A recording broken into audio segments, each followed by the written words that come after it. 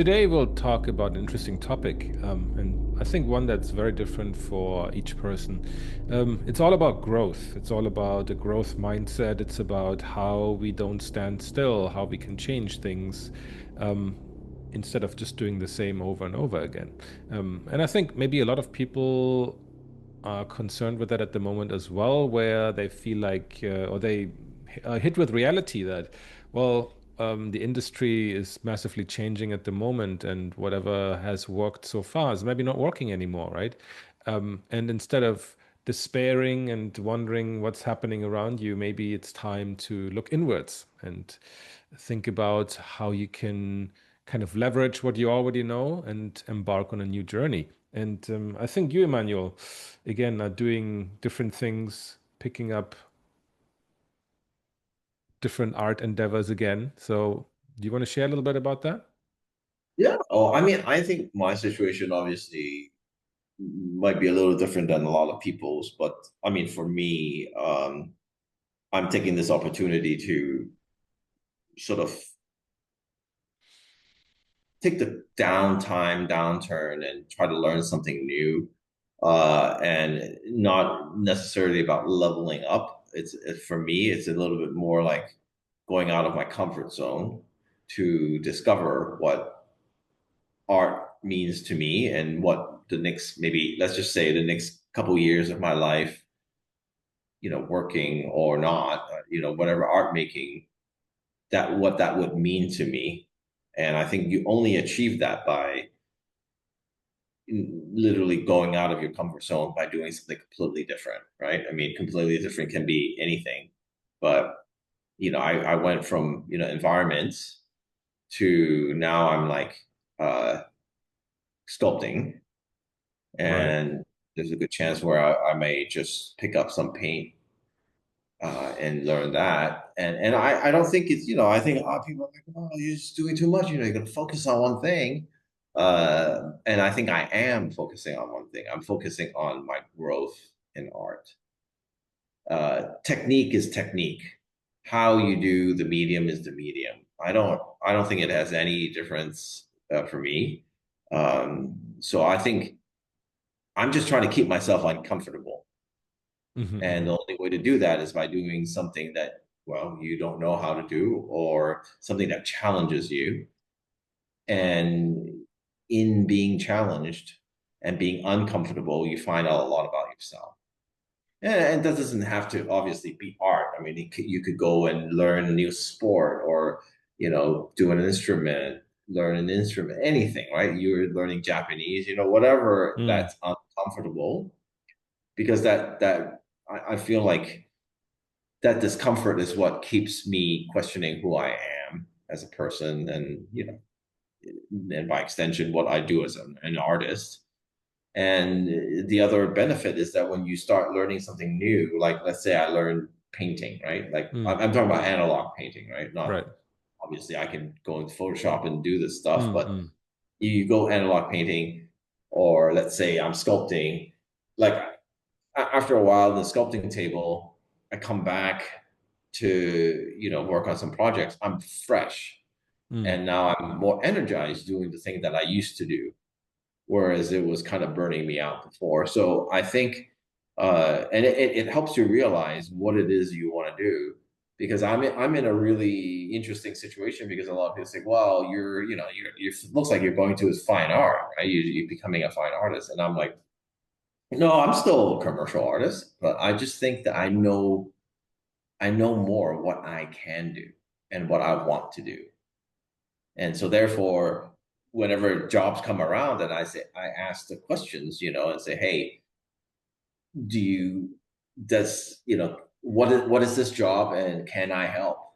And I think even just recently I was talking to a client, and they were saying, well, we'd like you to do this. And I'm saying, well, I don't really, what else would what else, this project looks big. So maybe you have other things. So we were talking, and then they're like, yeah, hey, you could do that too. Like I'm like, well, I would be much more engaged if I did that. That would be, I would love to do that for you, because every project has more than one, need. mm, mm, But mm, you don't know any of this if you didn't go spend time growing, right? Because you're just purely in your same mindset, right? I'm gonna look for environment work. I'm going for environment work. I'm going, and that's it. That's the mindset. But now I can switch, and I'm like all of a sudden starting to be more character. Um, like I have a wider breadth, but I'm also have other interests now that really pushing me. And then when I go back to doing environments, they look different and they feel mm, different. They have a whole new sort of feel to them mm, that I feel like that's what growth is about for me. mhm. And I wonder what that is for you. I mean, Interesting. I mean, one question actually I wanted to ask before I hmm. answer that. Um, do you like, I don't know how it is for you. Is it, are you afraid of taking like time off completely to say like to take a break from art? In a way, and I mean that in the sense of like, um, like when you do a lot of art for like let's say a client and then well the project is over, do you ever feel the need to like just not do art, or do you feel a strong urge to just do personal art right away without a gap in between?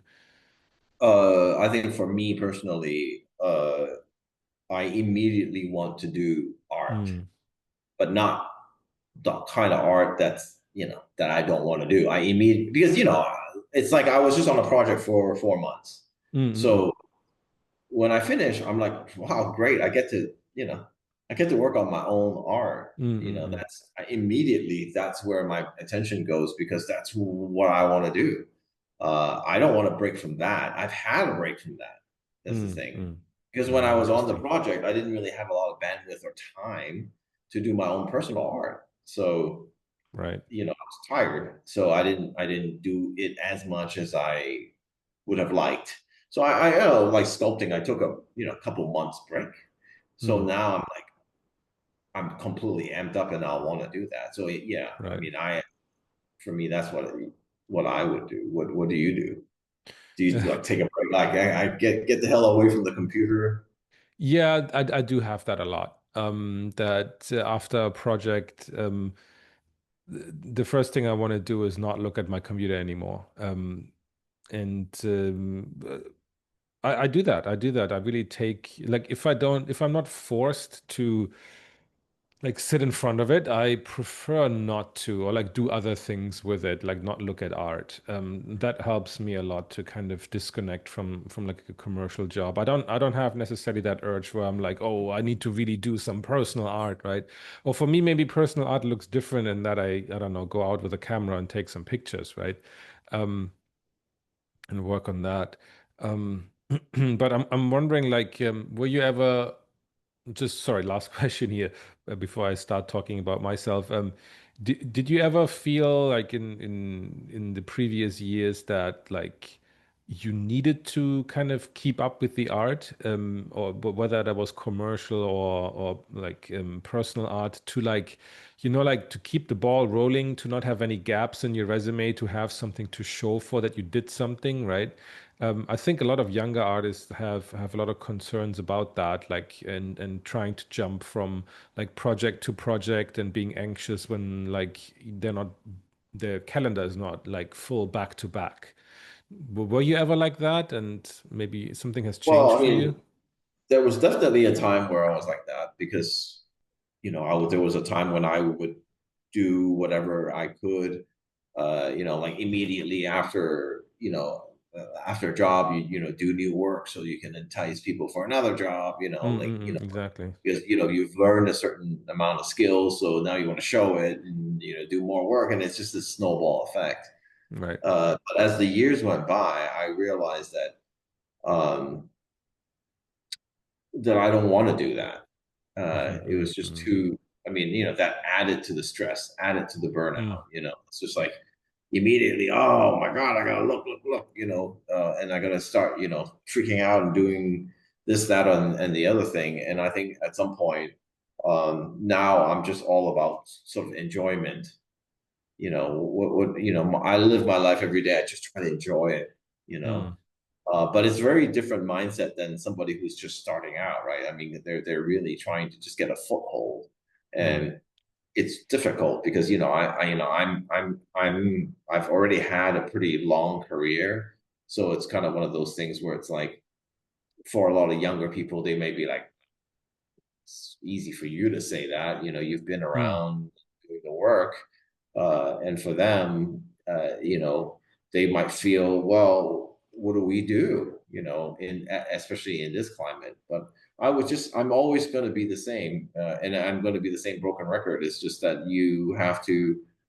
It's not about your skills and your technical skills at least and all this kind of stuff. It's about what you're doing, on a higher level with your art, right? It could be if you're a designer, how are you getting better at designing, right? I mean, forget the 3D, forget all the skills and the bells and the whistles, but what are you doing to get better at design? Whatever design that is. And if you're a painter, what are you doing to get better at painting? And the answer may not always be paint more. mhm, That may not be the answer because I've given that example before where I played table tennis, and one of the best things that elevated my game was that I took a month break. I didn't play at all, and it got to a point where I was so amped up that when I was allowed to play, by my coach, that immediately I was like, I already grew a level just from, having a break from it and your mind being able to process all the practice you've had. mm, And mm, that mm, works itself with art, it works itself with everything. You need a fresh mm. outlook, Yeah, you that's know. true. And I think for me, that's just how I mean, I'm doing it that way now because it makes sense for me. Mm, mm. But I'm also No, I agree. I think as you grow and as you get more specific, you will also, it may seem like, oh man, I'm not, I want to be a generalist, the same shit, right? But I, when you get more specific about what you like to do, usually those jobs will start snowballing, right? You'll do one and it'll be another because people will recommend you. Hey, that guy, he does that, or that girl, he does that really well. Like they, and it'll go around.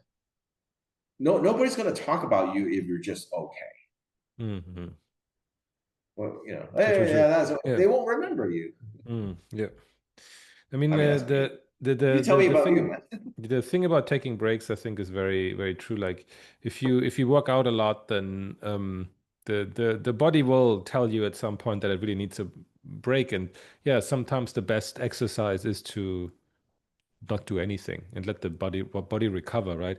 And I think in art or like in anything, kind of like it works the same way that um, the body needs time to process whatever you have learned, and in order to yeah, in order to apply it, it might be sometimes best to go out for a walk instead of like trying to force it out, right? But like best back to your question, right? So like, what does growth look like for me, right? I think I don't know where I read that. Um, it was a line about kind of when you embark on any job or on a new job that there's like a sweet spot of where you're kind of like maybe 60% sure of what you're doing, but the rest you really have no idea about. So that I don't know, like um, let's say like for a new job, you're supposed to know Unreal Engine, and you're like you dabbled in it and you kind of know where the buttons are and you know how to put a scene together. But then when you read the requirements for the job or the brief from the client, and you're like, I kind of know what they're talking about, but I'm not 100% sure how to get there. But I think I can wing it. Like that for me is always a very like exciting like time, right? When I get the job, and then I kind of have to like the thing is I know how to make a good image, right? I know a little bit of Unreal in this scenario, and then the rest I kind of have to make up on the spot. or have to research and then like apply it as I go. And those kind of things are really the ones that are exciting. And so I always kind of try to put myself in that position where like I kind of know what I'm doing, but there's still a lot of blanks to fill in. And that's kind of like a really, yeah, that's a really fun time because you learn a lot. And you're kind of forced to learn on in a pretty quick pace, and you're forced to apply what you've learned in like pretty quickly in a very like tactile, in a very like utilitarian kind of way. Instead of like I have an issue when I have to learn by, on my own pace and nobody's pushing me. Then usually I just kind of like watch some tutorials and then it doesn't really go anywhere. And I don't really have any real world case where I need this right now. So there's no urgency, right? But with this kind of urgency when I'm on the job, then again, like that forces me to really well make progress really quickly and apply. So that's usually my happy place, right? And of course, like that's quite intense sometimes, right? So you need to have those periods where you have this intense learning followed by like a longer period of like yeah, apply and get better at these kind of things before you kind of get bored a little bit again, and then you need to put yourself again in a position where you kind of know 50% and then the rest you kind of fill in. And the more often you repeat this kind of process, well, of course, like the more you can learn, the more you can really grow, right? And that's kind of always has been, I mean, in the beginning, I didn't know that this is kind of what makes me tick. But then, of course, as I kind of found this out and also like read this in certain literature, right? Like it reinforced that idea and really made me aware of it. So yeah, that's kind of where I stand on that, and that applies for anything, right? That applies for art or like health or like whatever you want to do, languages, anything, right? I don't know if I ever shared with you the 20-hour thing. 20 hour. Because yeah, so one time I watched, I have it saved somewhere, a video, a TED talk, basically, of this guy, and I actually agree with a lot of what he says, which um, is spend 20 hours doing something new, basically, and Hmm. that's enough for you to get a really good taste, right? So, of what Hmm. this thing is. And you'll be able to get past certain hurdles because a lot of times when people stop something is because they just kind of go, wow, it's too hard. Mm-mm-mm. It's just too, you know, they spend like maybe, I'll take a couple lessons, 3 hours, and then Mm-mm. not done, but they don't realize that once you get past a certain hump, that hey, it stops becoming work. It becomes more fun. It's like he was talking about playing the ukulele, Okay. Okay. and Interesting. he just have to get past a certain point before you kind of go, well, I can just learn these chords and I can play almost all these songs. Now it's becoming fun, right? So it's kind of like also kind of how I did sculpting, right? Instead of doing all the hey, you gotta do this, and then you gotta do this, and then you gotta do this. I just said, screw it, I'm sculpting something. Mm-mm-mm. Yeah. If paint, oh, you gotta make a color wheel, you gotta learn how to mix paint, and you gotta do that. Screw it, just paint. Yeah. And I'm not saying the result's gonna be, people, oh well, the result, but I'm like, sometimes you have to it's a very tricky thing to see your thing, to see what you're doing, and the application of it, Mm. as opposed to being able to see a super long term, right? If because if I was telling you, oh, go paint, or let's put it this way, go learn table tennis, because you actually played when you were Yeah, young, yeah, exactly. Yeah. and I just said, hey, look, all you're gonna do is do like 1,000 forehands and 1,000 backhands. At some point you're gonna be like, oh, screw this, is not fun. Yeah, exactly. Yeah. And you gotta put it in a way where you also it has to be fun. Mm. And and this whole 20-hour thing.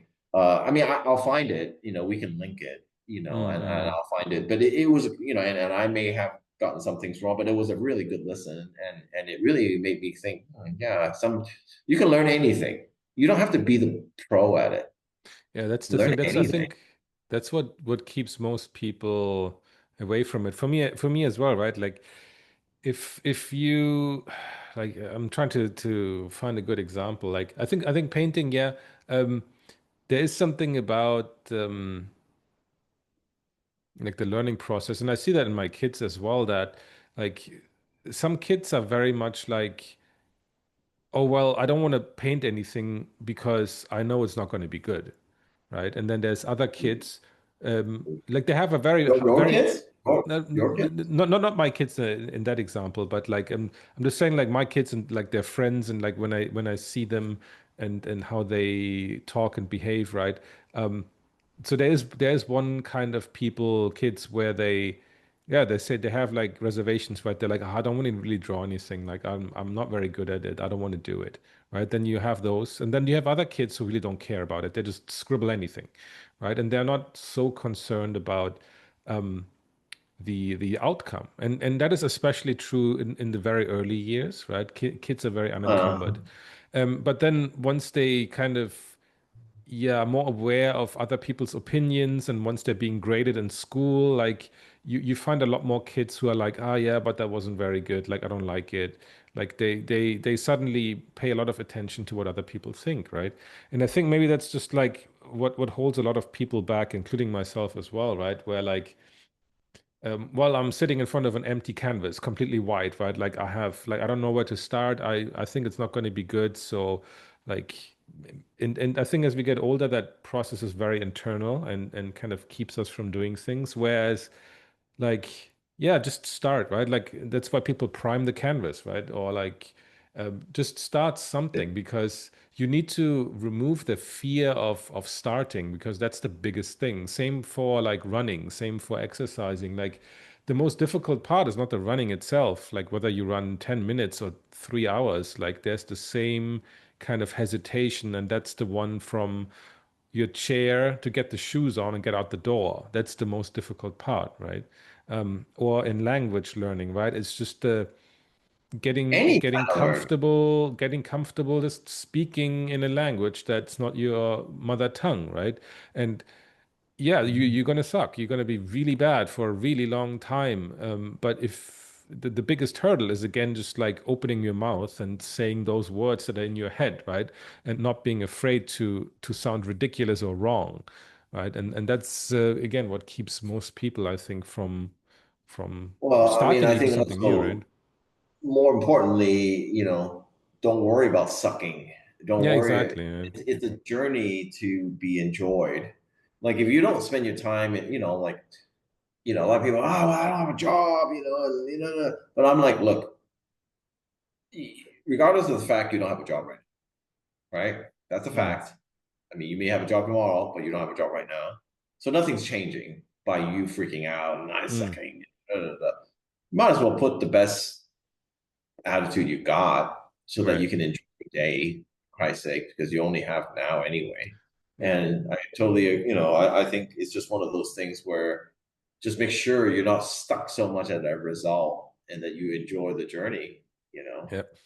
And it's just, all you said is the same, it's like meditation, right? For me, it's difficult, but they're like, well, just do a minute, Mm, but do it, do yeah, 5 minutes, exactly. whatever Mm, you can do it, because I think a lot of us, well, me, quieting the mind sometimes feels uncomfortable, oh, very, yeah. and it kind of leads me to, I know I talked about this, but, in a episode way back, but this whole concept of, beginner's mind, this Japanese concept, of Shoshin. Hmm. That's the I guess the Japanese name of it, but it's a Japanese concept that I Okay. actually think is worth being reminded of because it's goes along with learning, something new, right? It's just this. It refers to attitude of openness, eagerness, lack of preconceptions when Mm, studying, even at an advanced level. Right. uh, just like a beginner would. Mm. And I think this is the one big thing that most people don't acknowledge or don't try to do is that they always think they're a pro, because maybe they are a pro. But if you come from it Right. from that point of view, you're never going to learn anything new about your because you think you're a pro already. You got nothing to learn. Right. But if you think like a beginner would, Mm. that's a whole different story. That's why sometimes I think doing something completely out of your comfort zone, completely new, puts you back into a beginner mode. Your mind does this thing where I'm like, okay, I'm a beginner, so I'm going to absorb. And maybe also Mm. that you can bring into some of the things that you do well. It'll inspire you to do, look at it differently. And to me, I think that's very important, especially for pros, because I mean, I've talked to a lot of people who are working 10, 20 years and going, well, I'm just, yeah, this is all I do now, whatever, that's it, and I'm like, well, it doesn't have to be that's it. You could change Mm. it up. They don't know how. So I Well, would just say, look it up. It's a Zen sort of a philosophy, but oh, definitely. anybody who's interested, look it up. It's easy to find. Yeah. I mean, I guess like in an intensely competitive world and competitive industry, right?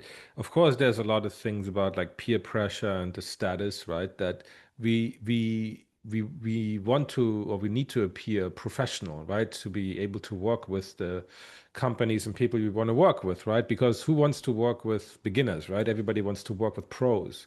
So the need, I think, to appear flawless, to appear professional, and to appear like to know what you're doing, right? Is very like it's everywhere, right? Like all around us all the time. Like if you go to an event and you're invited to speak, right? You're like, oh, well, I guess they think I know what I'm doing. So you try to appear like the big shot. Um, and when in reality, like it'll probably be more useful to put yourself out on stage and saying like, oh, I don't really know, right? Like I can't answer that or I can't speak to that or like, well, this is what I do, but I don't really know where this is going or where I'm going, right? To appear vulnerable and to appear like you're just learning, and that's very hard. I think it's the hardest thing, right? And maybe people are afraid of losing their status with the admittance of not knowing, right? Um, I think that I, plays a I, I part. mean, I think that's usually where the power really is when you Mm, well, not only will you admit and be humble, but also you can't know everything. Nobody can. And the fact is, if you feel like you're stuck, which I talk to a lot of people and they feel that way, if you feel like you're stuck, then you have to try something different. And to try something different means a different mindset, right? Not just doing a physical activity or another mm, thing that's different, but if you do it with the same mindset, like you know everything, then you're never gonna break through that. Yeah. Well, anyway, so yeah, I think just look into whatever that beginner's mind stuff is. I think it will mm, really help a lot. Uh, yeah, I mean, it really helped me, and it's just something you can sort of read on. It's all over the place, and it's just right. one of those things where I think just make sure you for me, I'm just trying to look at things very differently Yeah, yeah. nowadays, and always to humble myself by not thinking I'm, 20 years veteran and all that kind of Yeah, stuff. you Because know I, everything. Mm, a lot of times it's usually the veteran who's having the harder time yeah, because they're like, oh, I gotta learn the tools, I gotta learn Blender. I'm like, no, it's not that. It's the other things. It's the thinking that needs to right, change for you right. to be happy and also to make advancements in what you do. I mean, I don't know if you know MotoGP at all, No? or like so. MotoGP is just Grand Prix motorcycle racing, Right, but right. there's a really talented rider called Valentino Rossi. Mm-hmm. He's a very famous Italian rider, and he's had decades. And the reason why he keeps winning right? He had to adjust his riding style in different decades Hmm. to compete with Right. the young, the young riders, because the young riders would ride differently for this Oh, era. okay. And he was so good in his era, and then in this other era, and this other era. I mean, he's won the most, all this kind of stuff. But Oh, okay.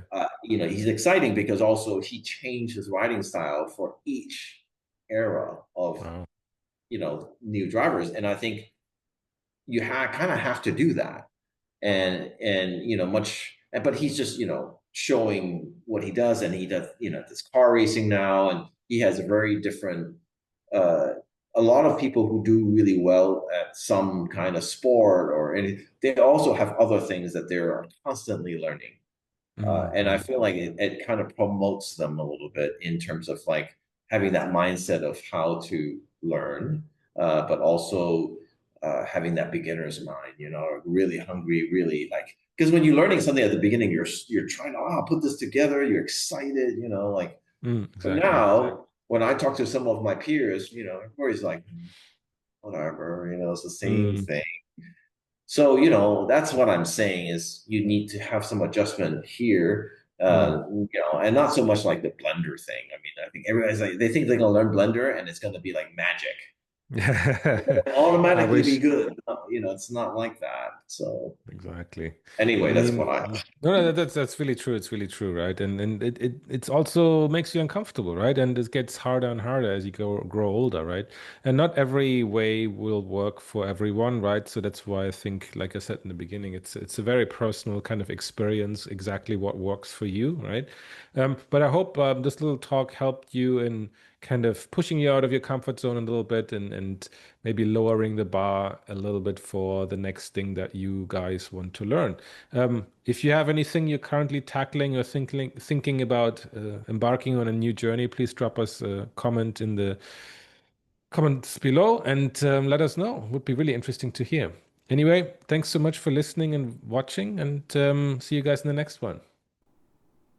Thank you again for listening and watching. If you enjoyed this video, please like, comment, and subscribe.